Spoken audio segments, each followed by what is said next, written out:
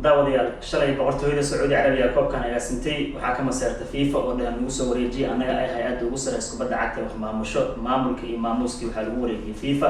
laakiin waa wadi waayeen ugu dambeyntiina hadda wuxuu noqday koob oo qaramada ciyaari jireen inta FIFA wadi waayeen oo ay bedeleen kana dhigeen koob hadday ciyaaraan kooxaha waxaan ka hadlaynaa tartankii la oran jiray FIFA Confederations Cup oo ugu dambeyntii isku bedelay FIFA Club World Cup daawayaasha qiimaha badan Sacuudi Carabiya waxa way kubadda cagta aad u jecel yihiin gaar ahaan boqortooyada marxaladaha kala duwan ee soo martay horaantii sagaashamaadkii ayay bilaabeen aasaaska iyo sameynta koobka FIFA Confederations Cup oo markaas la oran jiray King Fahd Cup ama koobka boqortooyada Sacuudi Carabiya dhigi jirtay boqorka dhigi jiray kadibna waxay casuumi jireen dalalka guuleystayaasha hadday noqdaan dalka soo qaado koobka Eurada laga ciyaaro koobka Latin America laga ciyaaro World Cup dalkii haysto dhinacaasi Australia iyo soo kala dabcan Aasiya guuleystahay fikradii Sacuudi Carabiya ee keentay ayaan ku dabaqeynaa maanta barnaamijkeena maxaa ku dhacay oo aan aalaab toddobaadka isku soo qaadanay sheekooyin hore laga soo gudbay marxaladahaas oo dabcan kubadda cagta wax laga barto tartanka FIFA Confederations Cup hadda lama ciyaaro markii ugu dambeysay la qabtay wuxuu ahaa 2017 oo ay ku guuleysteen Jarmalka wixii markaas ka dambeeyay dib dambe looma ciyaarin bal aan dib u milicsano koobka marxaladii uu soo maray xiisiis halkii uu saray markii uu gaaray markii ay FIFA ka mas'uul Sacuudi Carabiya ee koobka lagu soo wareejiyay markii lagu soo wareejiyay sidoo uu koobka u fashilmay ilaa ay gaareen heer ay FIFA gabi ahaan tartankii baabi'iyay tartanka FIFA Club World Cup wuxuu ka mid yahay tartanka iraade FIFA Confederations Cup wuxuu ka mid yahay koobka ugu xiisaha badnaa ee la ciyaari jiray waa koob dabcan ay mar walba ka soo muuqdaan ama 4 sano mar la qaban jiray sidoo kale tan agaasinka ilaahan jirtay FIFA waxaana ka soo muuqan jireen dalal ku soo guuleystaan 6 qaarad ee kala duwan koobka laga ciyaaro sida AFC oo qaaradda Aasiya koobka dhigtaan qaaradda Afrika CAF koobka dhigtaan ama koobka dalkii soo qaado African Cup of Nations CONCACAF iyo soo kale CONMEBOL oo Oceaniski iyo UEFA isku iman jireen kadibna koob qurux badan ay FIFA u dhigi jirtay heerka sidoo kale wuxuu ahaa intii u dhaxaysay 2001 ilaa 2017 markii laga reebay 2003 markaas waxaa martigelin jireen tartanka FIFA Confederations Cup wadanka koobka adduunka martigelinaya sanadka xigo sida caadiyan waxaa la ciyaari jiray tartankan sanadaha tirada ee tahay tirada kisiga loo yaqaan ama dabcan tirada dabcan aan dhabanka ahayn taas oo keentay markii koob adduun ciyaaraya tusaale ahaan oo kale 2014 in koobka la ciyaaro 2013 markii la ciyaaray in 2017 la ciyaaro laakiin koobkaas quruxda badnaa geli ahaanba FIFA waa baabaashay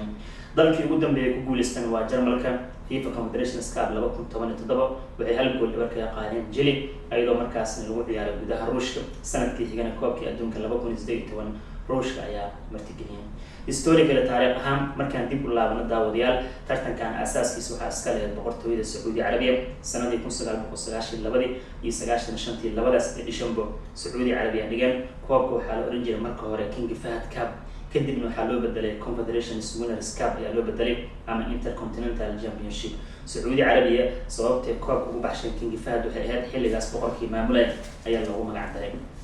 markaan fiirino competitionka marxaladii uu soo maray koobkii ugu horeeyay ee la qabtay waxaa dabcan ku guuleystay markii natiijo ahaan la dhaho ama result la dhaho dhankaas iyo dabcan Argentina oo 3 gool hal ay kaga qaadeen Sacuudi Carabiya oo martigeliyaasha ahaayeen sidoo kale tan habeenkaas finaalaha Argentina waxaa dabcan ay muujiyeen sidii u yihiin dal awood badan waxayna Argentina wateen ku soo guuleysteen Copa America ciyaartaas waxay ka dhacday King Fahd Stadium ee ka dhacday Riyadh 20 October 1992 Sacuudi Carabiya ayaa garoonka soo buux dhaafiyay 75,000 oo taageero leh laakiin Diego Armando Maradona iyo Argentina koob ku dabaaldegeen ayadoo Argentina ay ku qaadeen 3 gool iyo hal Rodriguez iyo Canege iyo Simeone ayaa shabaqa gaareen sidoo kale tan ciyaartooydii tartanka soo muuqday waxaa ka mid ah Diego Simeone oo tartankaas aad loogu bartay iyo soo kale Gabriel Umar Batistuta oo ka mid ah shakhsiyaadkii koobka loo daawanayay marka Argentina oo soo qaadeen tartankii Copa America 93 waxay ku darsadeen tartanka King Fahd inay qaadeen waxayna ka qaadeen xulka Sacuudi Carabiya oo martigeliyaal ahaayeen dhinaca kale tan kaalin saddexaad waxaa ku dhameysteen Mareykanka oo 5-2 kaga badiyeen Australia waxay ayraada waxay 5-2 kaga badiyeen xulka Ivory Coast afartaas dal ayaa ka qayb qaateen waxay ahaayeen Sacuudi Carabiya martigeliyaasha ahaayeen Argentina Copa America soo qaadeen sidoo kale Mareykanka oo koobka CONMEBOL wateen iyo soo kale markii la eego xulka kubadda cagta Ivory Coast oo soo qaadeen koobkii African Cup of Nations sadartii afartaas xul kaliya ka qayb qaateen reer Yurub qayb ma aysan ka ahayn sida muuqatay 95 haddana mar labaad qabteen boqortooyada Sacuudi Carabiya waxaana isku soo bixeen Denmark iyo Argentina ayadoo Danishka ay 2 gool ku qaadeen waana markii ugu horeysay Yurub ka qayb qaatay ahayd koobka King Fahd oo waliba Danishka waxay soo qaadeen koobka Euro 1992 ay Jarmalka qaadeen ciyaartaas waxay keentay in dabcan Danishka Argentina oo koobka difaacana King Fahd 2 gool kaga badiyeen Michael Laudrup iyo soo kale Rasmussen ayana shabaq gaareen tirada way badatay tartanka 6 dal ayana ka qayb qaateen ayadoo xitaa qaaradeen Afrika Nigeria ay matalayeen waxay ku dhamaysteen kaalinta afraad halka saddexaadna ay galeen Mexico wuxuu ahaa tartankii ugu xiisaha badnaa kadib waxaa dhacday in FIFA ay keentay aragti FIFA Confederations Cup loo bixiyo Saudi Arabia waxaa la idinka koobka lidin dhaafa laakiin aan noqono administration guud aan lahaano 97 waxaa isugu tagay Saudi Arabia waa hal sano intuusan bilaaban ka hor koobkii adduunka 98 waana markii ugu horeysay magaca uu qaatay FIFA Confederations Cup koobkaas quruxda badnaay Brazil ku xarakeen oo si stylish ku qaadeen waxaa la diiwaan gelin oo mid kamid ah koobkii ugu xiisaha badnaa FIFA Confederations Cup la qabtay 97 Brazil waxay kaga badiyeen finalka 6 gool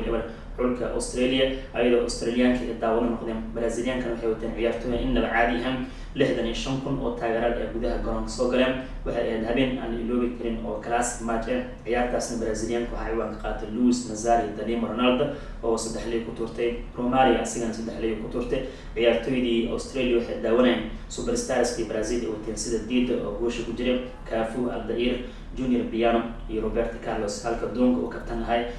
Cesar Sambay iyo soo kale Janino Denilson Ronaldo iyo Romario iskaashaneen sadartay Brazil koobka wacdari ay ku bilaabeen ayay ku dhamaystirteen oo 6 gool gabadha Argentina kaga qaadeen Europe waxa uu mataleen xulka Czech Republic oo kaalin saddexaad ku dhamaysteen inkastoo Jarmalka 96 ee koobka Eurada qaadeen way iska diideen inay dabcan ka soo qayb qaataan wayna ka cudur daarteen koobkii sanadkii saddexaad Saudi Arabia martigelisay kaalin saddexaad waxa ku dhamaysteen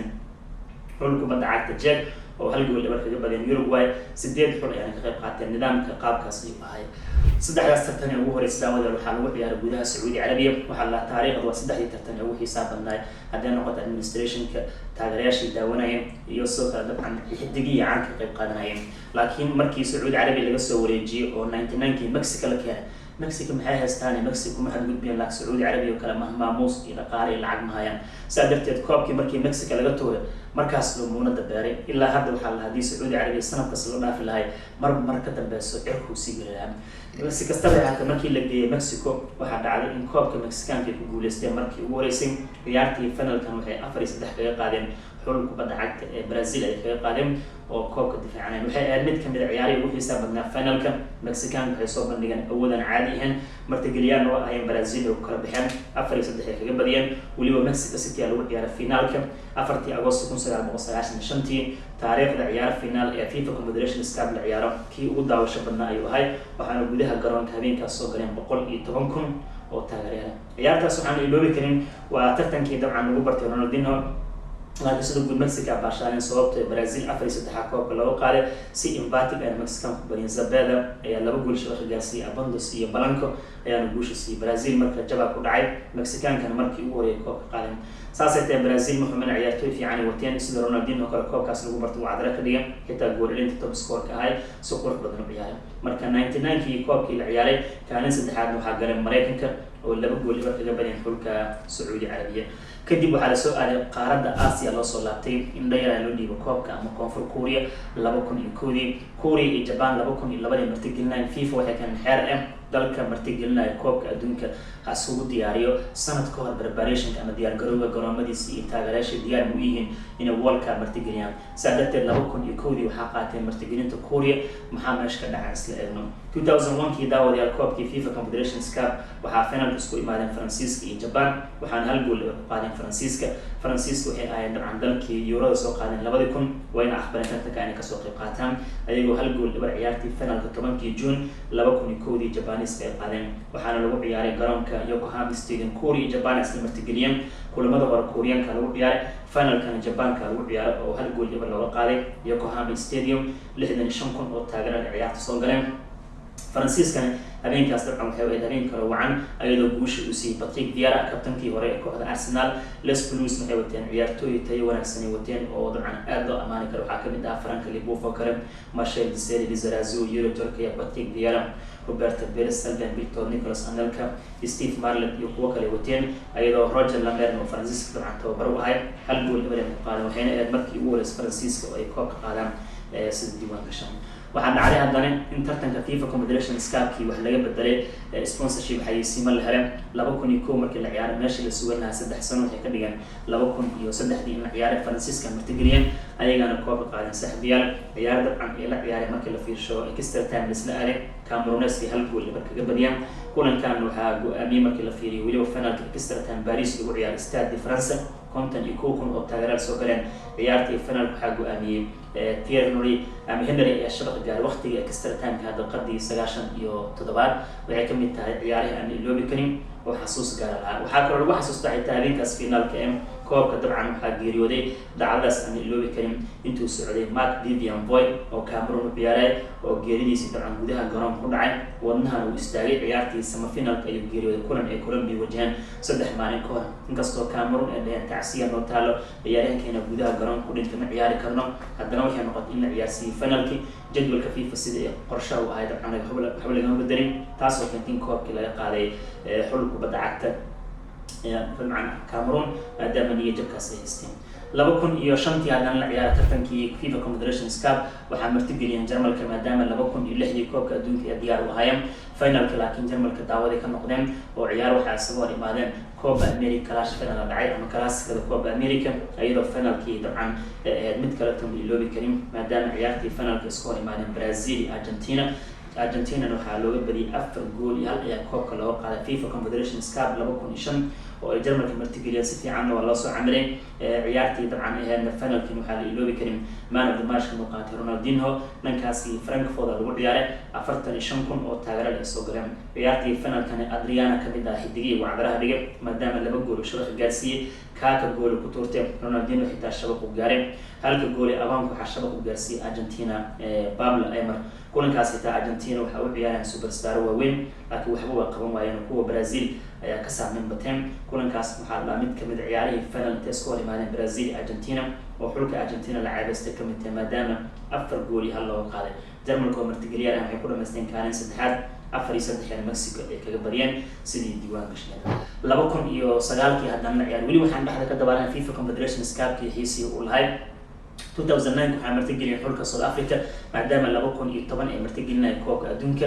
waa koob kale oo xiiso badan. soo kale tan markaan waxaa ku guuleysteen xulka kubadda cagta ee Brazil ayagoo 3-2 koob kaga qaadeen sida diiwaan gashan rasmiga ee Mareykanka. Isbaanishkana kaalin saddexaad xitaa waa waayeen South Africa 3-2 kaga badiyeen. Isbaanishkana koobka Eurada ay soo qaadeen. ciyaartii finalka saaxiibayaal lagu ciyaaray dhankaasi Johannesburg waxay ahayd kulan kaleeto oo taageerayaal macquul ay soo galeen 52 kun. man of the match ka ciyaartan waxaa qaatay Kaka. Brazilna Mareykanka ku adkeeyeen laakiin xidigaha iyo talentiga haysteen ay isku xaliyeen oo ay ku badiyaan 3 gool iyo 2. ciyaartaas waxay ahayd kulan kaleeto tababaraha Brazil ee Dunga oo la imaaday shax ajaa'ib badan. Mareykankana waxay sameeyeen performance oo classic ah laakiin si kastaba ah Brazilianka waxaa la moodaa inay second half ka dambe si qurux badan u ciyaareen markii ay 4-3 ku badiyeen. waa mid kamid ciyaarihii ugu xiisaha badnaa oo weliba xitaa Mareykanka ay muujiyeen inay ciyaartooy tayo wanaagsan haystaan sidoo kale tan ay bandhig sameyn karaan laakiin nasiib wanaag Brazilianka hadda iskama dhicin karaan. half time kor labada gool ee Mareykanka shabaq u gaarsiiyeen Dempsey iyo Donovan waxaa ka dambeysay in loo kala baxay ninkii Luis Fabiano 2 jeer shabaq gaaray iyo Luzio oo daqiiqadii 84 Brazil guusha siiyay. sidaas ay xulka Brazil koob ku qaadeen. waa waqtigii dabcan xiisaha badnaa ee FIFA Confederations Cup dhexda kaga jirnaa. 2013 mar kale ayaa koobka la isugu imaaday ayadoo loo diyaar garoobay koobkii adduunka 2014. xeerkan wuxuu ahaa sanad kasta intuusan bilaabo koob adduunka hor ayaa la ciyaaray. 2013 Brazil martigeliyeen sidoo kale tan ciyaartii finalka waxaa ku guuleysteen xulka Brazil oo 3 gool eber Spanish kaga badiyeen. Talyaanigana dabcan kaalin waxay ku dhameysteen saddexaad kadib markii ay rigor 3-2 Uruguay kaga badiyeen. Brazil marka koobkan waxaa la hadii la soo hadal qaado Brazil laga bilaabo sababtoo ay 3 jeer isku xigteen uga qaadeen. waa record gaar ay sameeyay waa mid kamid ah koobka Brazil u jeclaan inay ciyaaraan xagaa kasta waxay keen jireen ciyaartooy tayo wanaagsan oo dadka iska gadaan ama kooxaha ay gataan. kulankan ciyaartii finaalka 3 gool iba loo qaaday Isbaanishka laacibka garoonka waxa qaatay ninkii Neymar ahay oo bandhigan caadiyan sameeyay sababtoo Neymar lagu ciyaaray caawintii uu sameeyay gool shabaqa gaarsiiyay Fred asiga laba jeer shabaqa gaar weeraryahanka ahay Isbaanishka waa lagu kala baxay sidaas 3 gool iba loo qaaday waxa soo gabagaboway waayii wacnaa ee ugu dambeeyay tartanka FIFA Confederations Cup midkii ugu dambeeyay 2017 Ruushka martigeliyeen Jarmalka qaadeen oo hal gool ay qaadeen kadibna lama ciyaarin Jarmalka koobka ay qaadeen ciyaartii finalka dhankaas dabcan lagu ciyaaray St. Petersburg Stadium waxay hal gool ay qaadeen xulka kubadda cagta ee Chile Jarmalka waxa watay Joachim Löw ayagoo world champion ay hal gool ay ku qaadeen waxaana shabaqa gaar Lars Strandl ayaa guusha si Jarmalka wixii markaas ka dambeeyay tartanka FIFA Confederations Cup lama qabanin qorshaha waa in la qabto dabcan 2017 kadib 2021 in la qabto saameyntii corona diiday kadib FIFA waxay dhaheen xiisa badan koobkan uu leeyahay ma jirto FIFA Confederations Cup iyo FIFA Club World Cup laba tartan oo ay FIFA qaban jirtay intay isku dareen ay hal tartan ka soo saareen hadda kadib waxaa la ciyaari doonaa FIFA Club World Cup dhinaca kooxaha kaliya diiradda la saaraa 4 sano mar in loo qabto halka tartankan ka sheekan xiisaha badnaa FIFA Confederations Cup gebi ahaan la baabi'iyay shalay Sacuudi Carabiya aasaaseen FIFA kala wareegeen ugu dambeyntii gacanta FIFA tartanka ku burburay aan isla eegay rikoorada yaalay koobka ugu badan san sheegna Brazil cid ku gaaraysa male tira 4 jeer ku guuleysteen waxa ku soo dhigaan Faransiiska oo 2 jeer qaadeen halka Argentina Mexico Jarmalka iyo Denmark min hal jeer ku guuleysteen saaxiibada barnaamijkeeni maxaa ku dhacay oo maanta xiis ducan gaar lahaa aan soo qaadanay xasuuso hore ku aadan tartankii FIFA Confederations Cup intaas nooga eegay waa inoo kulan dambaado alla idmo salaamu calaykum waraxmatullaahi wabarakaatuh moobilkaaga ka daawo ciyaaro iyo filimaan adigoo adeegsanaya abka Daawo TV fadlan la xiriir lambarka WhatsApp-ka ee shaashada kaaga muuqda